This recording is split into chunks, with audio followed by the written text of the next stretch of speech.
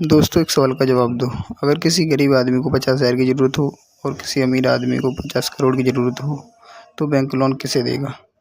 आप सोच रहे होंगे कि गरीबों को, क्योंकि गरीब को ज़्यादा ज़रूरत है। असल दुनिया में अक्सर ऐसा नहीं होता।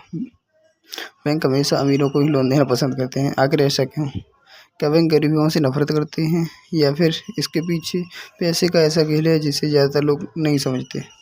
आज आपको बैंकों की ऐसी सच्चाई बताऊंगा जो शायद स्कूल और कॉलेजों में कभी नहीं बताई जाती। एक आदमी कहानी से समझते हैं।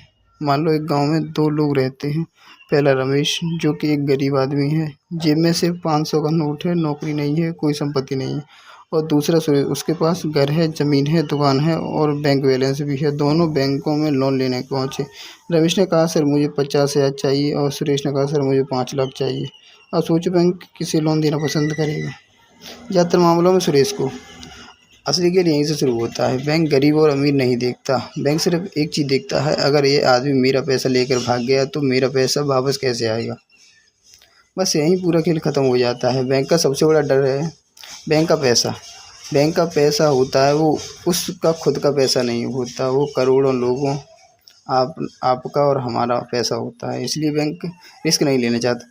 गरीब आदमी के पास अक्सर कोई संपत्ति नहीं होती, बड़ी बचत नहीं, कोई मजबूत क्रेडिट हिस्ट्री नहीं, इसलिए बैंक डरता है। लेकिन असली झटका तो अब लगेगा। बैंक गरीबों को इसलिए लोन नहीं देता क्योंकि उसके पास पैसा नहीं है, और अमीरों को इसलिए लोन देता है क्योंकि उसके पास पैसा है।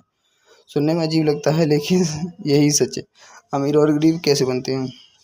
मान लो आपके पास 10 करोड़ रुपए की संपत्ति है।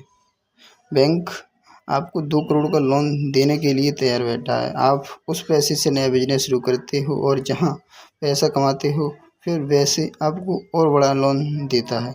यानी पैसे को पैसा खींचता है। गरीब गरीब क्यों रहता?